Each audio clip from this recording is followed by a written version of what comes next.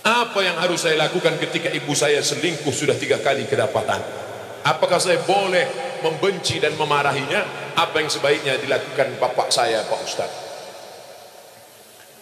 Engkau dulu lahir ke dunia ini lewat rahim ibumu atau lewat tabung gas 9 kilo? Apakah bisa kau katakan, Mama, aku tak pernah? Tidak pernah kita pernah lalu di perutnya, lalu di rahimnya, dan dia meregang nyawa. Itu tidak bisa kau pungkiri. Oleh sebab itu, bahwa dia bersalah, ya, tapi kesalahan dia tidak membenarkan kedurhakaan engkau. Maka caranya bagaimana? Suruh bapakmu menasehatinya. Bapakmu pun kok bisa dia buat selingkuh 3 kali? Kemana bapakmu selama ini? Laki-laki itu kan tahu, dia periksa HP-nya, tiba-tiba di HP ketawa-ketawa, kiki. Kau ngapain siapa? Sama siapa? Sama mantan, Bang. Reuni dia pergi, tanya dia, ibu-ibu kalau reuni bapaknya ikut, nanti pergi sendirian, ditanya, mana gambar suamimu? Ini, gantengan aku ya? Iya, Bang. Akhirnya semua berawal dari macam, udah macam abang saya, udah macam adik saya, berawal dari macam, berakhir dengan macam-macam. Oleh sebab itu ini mesti kita jaga. Nah, dalam kasus begini bagaimana Pak Ustaz? Laki-laki 2. Yang pertama, dia sabar atau dia gugat ke pengadilan. Kalau kau sabar, kau jaga dia. Kalau tidak, kau gugat di pengadilan, maka kasus perselingkuhan paling cepat hakim menjatuhkan talak. Kalau kau sabar, jaga dia dengan baik. Kalau kau tak sabar, kau lepas dia dengan baik. Bunga bukan setangkai, kumbang bukan seekor, patah tumbuh hilang berganti, hilang satu tumbuh seribu. Gimana? Sabar? Saya sabar Pak Ustaz. Jaga dia sampai mati? Saya jaga Pak Ustaz. Lupakan yang lain? Lupakan. Jaga dia. Tapi jangan mulutmu berkata sabar, hatimu berkata yang lain. Gimana aku bisa menerima dia? Dia sudah diobok-obok 3 orang. Oke, kata terakhir. Saya seorang akhwat. Kelihatan dari tulisannya. Ada yang ingin saya tanyakan. Dia kalau nanya sama saya, tulis saja pertanyaan. Ini dia buat, saya seorang akhwat. Dibuatnya tanda titik 2. Ustadz, seorang akhwat, ada ingin saya tanyakan. Ada orang melamar saya, tapi saya sedang menyukai orang lain. Bagaimana ya Pak Ustadz? Ini mancing-mancing aja. Ada laki-laki melamar engkau, tapi hatimu sedang suka dengan orang lain. Maka kau tengok dulu mana di antara 2 laki-laki ini yang bisa menyelamatkan engkau dunia akhirat.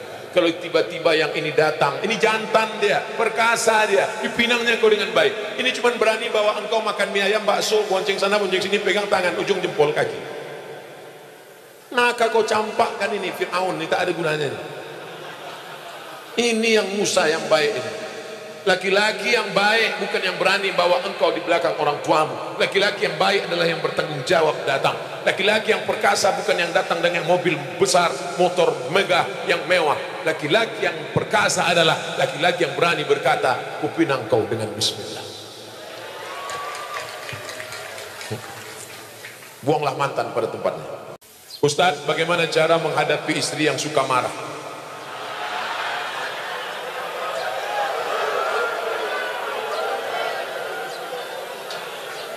Anggap aja dia radio rusak.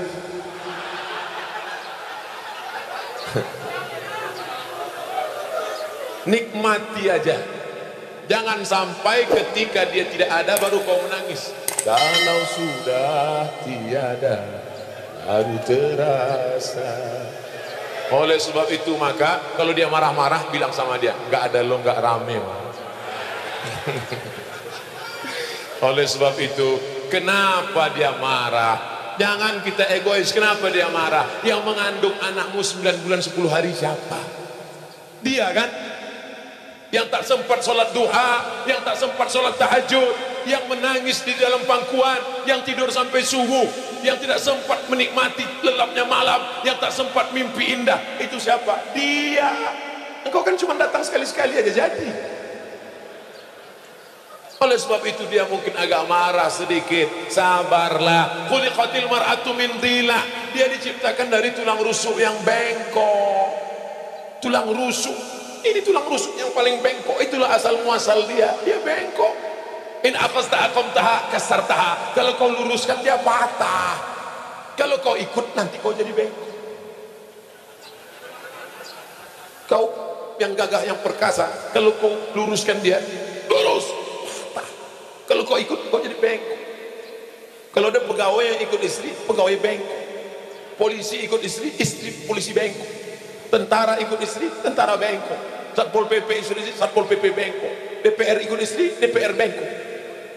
Oleh sebab itu pandai-pandailah cari orang tua, ngomong kepada tokoh masyarakat, tokoh adat, religius, datang ke Pak Kiai, saya mau nanya ini, tolong bacakan doa gimana supaya istri saya ini jangan lagi marah-marah. Mau doa apa? Mau doa bisu apa mati? Insya Allah semuanya ada kebaikannya. Dia marah kenapa? Mungkin karena engkau gak sholat berjamaah. Dia marah kenapa? Mungkin uang belanjanya kurang. Saya mancing dikit aja. Betul. Itu sesungguhnya adalah luapan kekecewaan yang lama terpendam. Oleh sebab itu kalian pulang nanti duduklah bersama, tulis baleho seperti ini, judulnya apa? Mau dibawa kemana hubungan ini? Oleh sebab itu insya Allah kalian berdua ini sebenarnya siapa yang mempertemukan kalian? Allah. Pulang dari sini katakan, mama, aku tak pernah mencarimu, kau pun tak pernah mencari aku. Allah mempertemukan kita. Apa jawab dia? So sweet, Pak. Oleh sebab itu maka kalau dia marah-marah sedikit, tinggal kau nikmati, kau dengarkan aja. Kalau kira-kira kau kecewa, ambil kapas, sumbat telinga. Hidupkan earphone. Udah selesai? Belum? Pasang lagi ya. Apakah haram makan uang korupsi sama dengan haramnya babi? Mana pula sama babi sama korupsi? Kalau kau ambil babi, kau panggang, kau kasih kecap, kau makan, itu yang dosa kau sendiri. Tapi kalau korupsi kau makan, kau mesti kembalikan uang ini kepada orang pemiliknya. Kalau kau makan babi, di akhirat kau gak perlu nyari babi. Tapi kalau korupsi, kau mesti cari orang itu. Kalau kau korupsi satu desa, berarti satu desa mesti kau cari. Kalau kau cari korupsi satu provinsi mesti kau cari. Kenapa Ustaz tak sebutkan satu kota? Ada Bu Wali di sini. Enggak mungkin Bu Wali korupsi. Beliau dokter. Kalau mau dia cari duit, tak perlu jadi wali kota. Diambilnya aja senter sama senter kecil sama martil kecil, selesai. Oleh sebab itu maka kalian yang sudah pernah korupsi, maka uang korupsi itu dihitung, serahkan ke lembaga yang dinikmati orang banyak, panti jompo, anak yatim, fakir miskin, masjid. Dulu kau korupsi berapa? 100 juta. Hitung balikkan. Nanti kalau pengurus masjid nanya, kok banyak kali? Ambil aja Pak Ustaz tanya. Jadi nggak perlu, ini aku serahkan 100 juta karena korupsi dulu, tunai. Nggak usah, nanti ditangkap KPK. Jelas? Ada orang nanti mati di hadapan Allah, puasanya banyak, sholatnya banyak, hajinya banyak, tapi ternyata amalnya itu habis. Kenapa? Diambil orang yang pernah dia aniaya, pungli, kutipan liar, korupsi, sogok. Habis amalnya, diambil di akhirat. Oleh sebab itu kita tulus, ikhlas, bersih, sebersih-bersihnya menghadap Allah Subhanahu wa ta'ala. Mudah-mudahan kita dibersihkan Allah dari segala macam ini. Amin.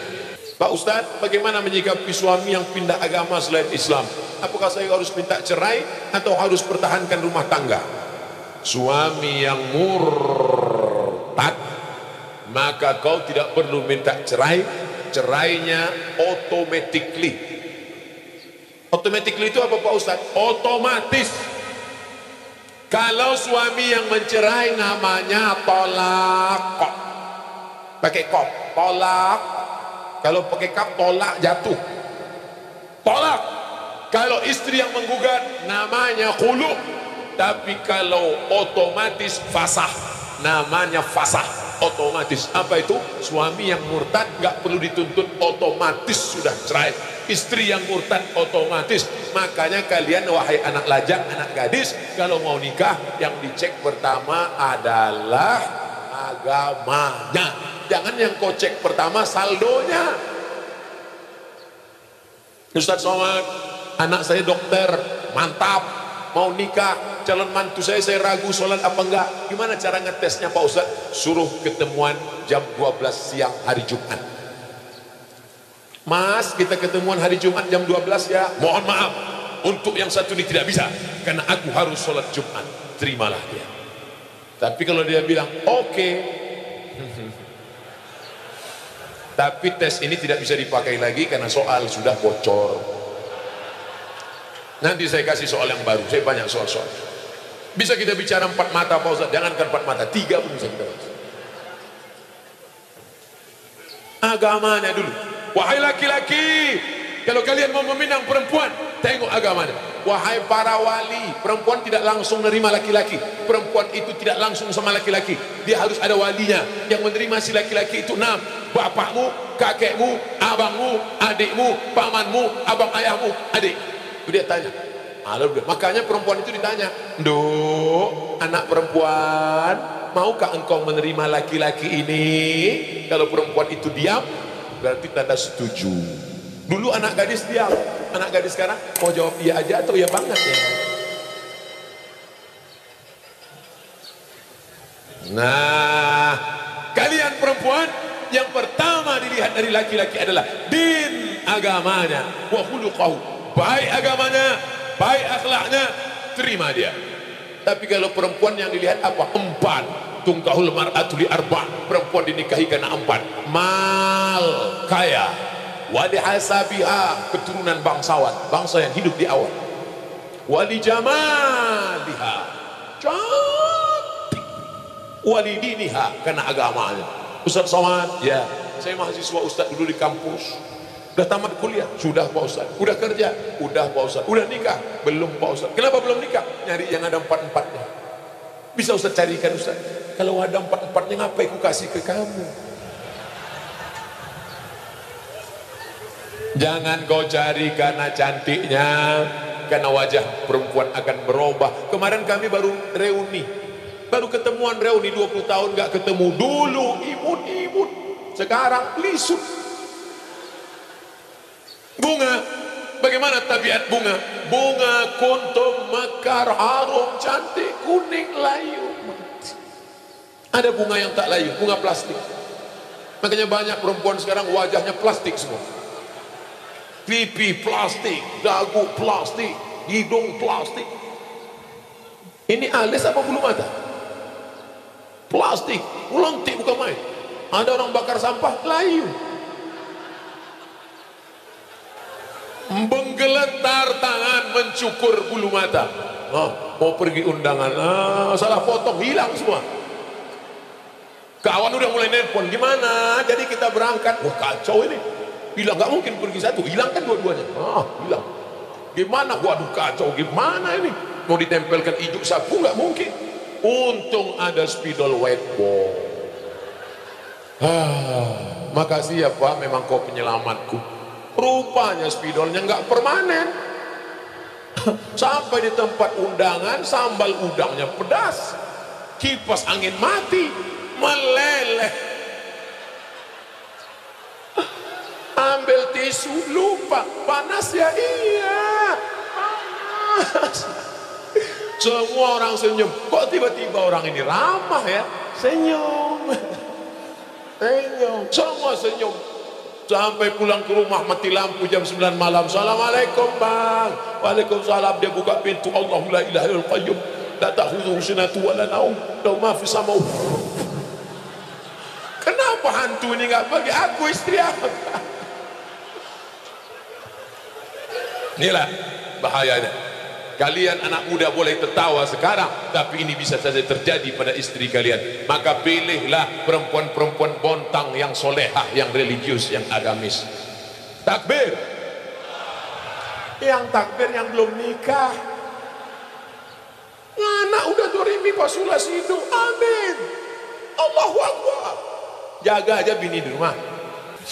Bagaimana kiat mendidik anak agar mudah untuk diarahkan kepada kebaikan, termasuk menyelamatkan ortunya nanti di akhirat.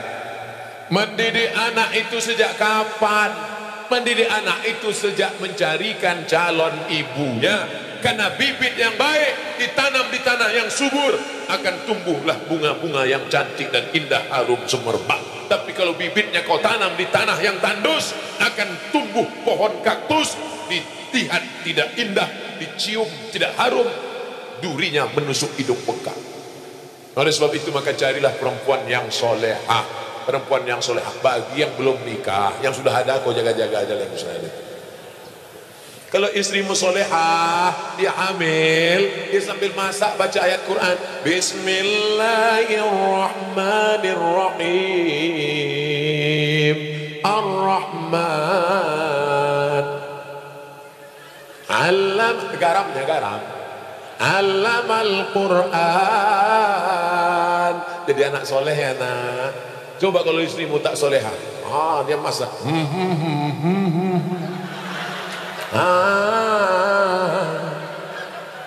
Garam tak ada.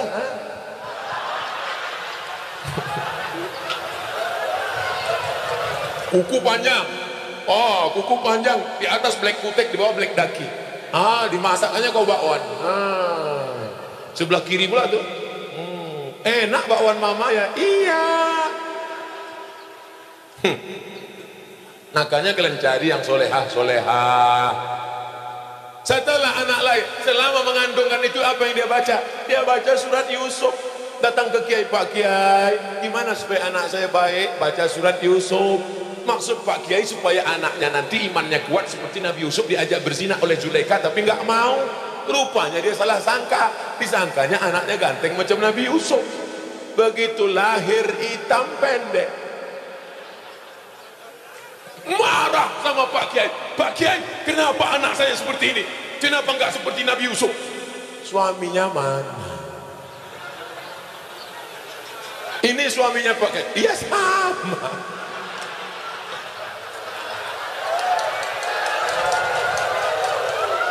Maksud saya nyuruh kamu baca surat Yusuf, bukan anaknya ganteng macam Nabi Yusuf, tapi imannya kuat. Mohon maaf Pak Kiai, saya salah sangka.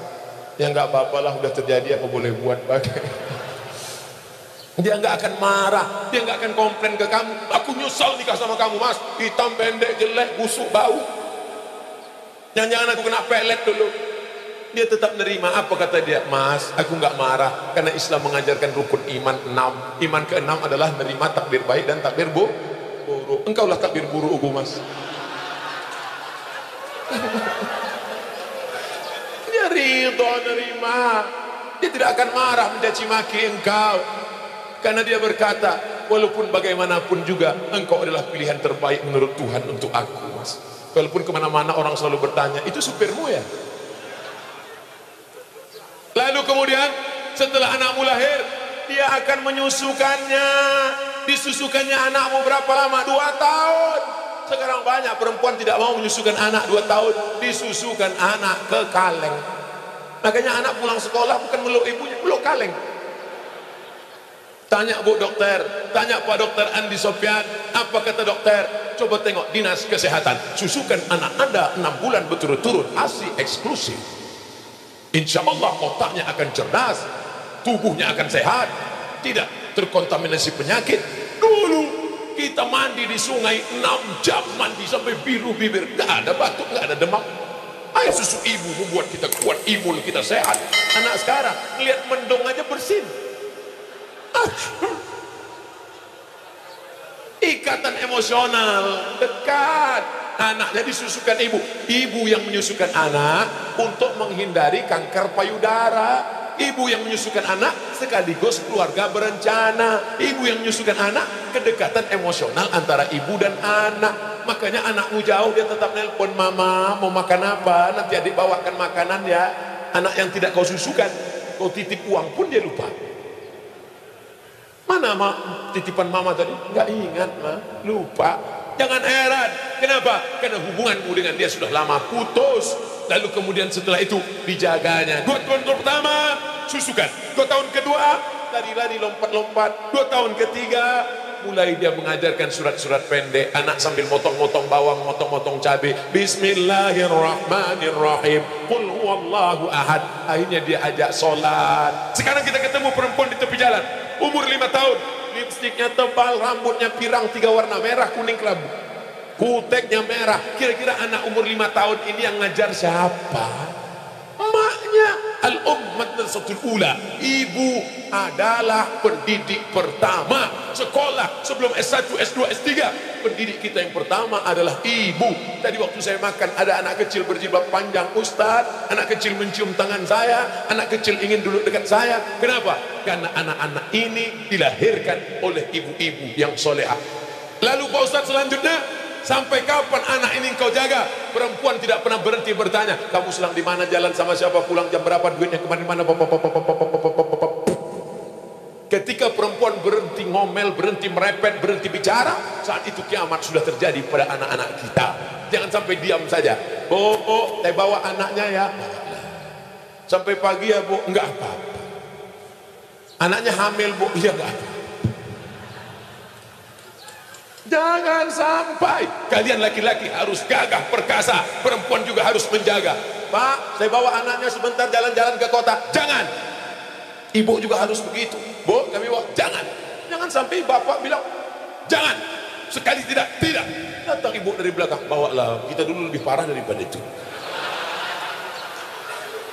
Rusak anak-anak kita. Harus kita jaga generasi ini, insya Allah. Apa hukum keluar 3 hari bersama jamaah tabligh? Keluar 3 hari jamaah tabligh, apa hukumnya? Di India, jamaah tabligh itu dari India, namanya Maulana Ilyas dan Maulana Zakaria Kandahlawi. Di India nggak bisa tabligh akbar begini. Di India nggak bisa tabligh akbar begini. Kalau tabligh akbar begini, datang Amitabh Bachchan, Sanjay Dutt, Hema Malini, Rani Mukherjee, hafal juga Pak Ustaz. Nggak bisa. Maka ijtihad Maulana Ilyas Zakaria Kandahlawi, mereka datang dari rumah ke rumah, dakwahnya dari pintu ke pintu, door to door. Assalamualaikum, waalaikumsalam, kya hal hai, ठीक है, कुछ कुछ rahi. Kya hal hai artinya apa kabar, ठीक है artinya kabar baik, कुछ होता है judul film, saya nggak tahu apa. Aja. Saya paling bingung ngomong sama orang India, antara iya dengan tidak, goyang kepalanya sama. Saya tanya, kayak HDK, saya tinggal di hotel kamar berapa? Aja. Lantai 3 apa 4? Aja. Maka ini datang dari India, mereka ulama-ulama ahli hadis. Siapa yang kaya, punya duit banyak, kerja tidak mengikat, 3 hari datang ngajak ke pintu. Assalamualaikum, waalaikumsalam, ayo ke masjid ya, ayo datang pengajian ya. Mereka inilah yang berdakwah di jalan Allah. Abdul Somad ceramah ke Bontang, kenapa? Karena diundang Pemko. Abdul Somad ceramah ke Bontang, kenapa? Karena diundang Badak LNG atau LNG Badak. Tapi mereka yang datang rumah ke rumah, ada yang undang mereka? Tidak ada. Ada proposal untuk mereka? Tidak ada. Mereka datang lillahi ta'ala. Ini jamaah tabligh aliran sesat, Pak Ustaz. Kenapa sesat? Karena mereka berjenggot, Nabi Muhammad berjenggot. Karena mereka bersorban, Nabi Muhammad bersorban. Karena mereka pakai jubah, Nabi Muhammad pakai jubah. Kenapa Ustaz nggak pakai jubah? Ini orang ramai narik-narik. Kalau sempat saya pakai jubah, tanggal jubahnya. Maka saya pakai celana biar supaya cepat lari, nanti selesai ceramah langsung masuk mobil pulang. Jangan katakan mereka sesat. Mereka adalah orang yang mengajak ke jalan Allah. Mereka aslinya dulu preman, bertato, kumis tebal, anting-anting, gak kenal agama. Tapi datang jamaah tabligh di terminal, di preman, datang preman, tato besar gambar ular kobra. Datang itu jamaah tabligh memukul ular kobranya. Hei, ayo ke masjid. Berani yang ngajak saya. Besok dia datang lagi. Lama-lama preman ini tersentuh, datanglah dia ke masjid. Ini bukan cerita bohong, ini bukan cerita yang diada-adakan. Seorang preman di kampung saya, rambutnya panjang, punya meja biliar, tidak pernah sholat. Akhirnya saya pulang dari Mesir, dia yang jadi imam di masjid. Bismillahirrahmanirrahim. Saya heran, siapa ini? Assalamualaikum warahmatullahi. Yang punya meja biliar. Saya tanya, abang gimana ceritanya taubat? Ustaz-ustaz gak pernah menceramahi aku gak pernah datang ke masjid, aku gak pernah dengar khutbah, aku gak pernah pernah nengok tablik akbar, tapi ada orang yang datang ke meja biliarku mengajakku. Siapa itu? Inilah dia jamaah tablik. Berapa banyak orang dapat hidayah karena mereka. Kalau engkau belum sanggup seperti mereka, jangan ejek olok-olok mereka. Ini banyak orang ejek. Apa itu? Itu jamaah kompor. Apa itu? Itu jamaah KUPJ. Apa itu KUPJ? Kelompok Ustaz Panjang Janggut. Oleh sebab itu maka mereka dakwahnya lembut. Assalamualaikum Pak Haji. Waalaikumsalam. Ayo ke masjid ya Pak Haji. Jangan ajak-ajak saya. Kamu belum lahir, saya sudah haji. Apakah mereka jamaah tabligh berhenti? Mereka besok ajak lagi. Assalamualaikum Pak Haji. Waalaikumsalam. Ayo ke masjid ya Pak Haji. Kan sudah aku bilang kemarin. Ini kening sudah sujud 1000 kali di Masjidil Haram. Catatan amal sudah penuh. Aku tinggal masuk surga aja lagi. Tinggal sana begini. Masjid kalian yang jelek itu nggak level ya.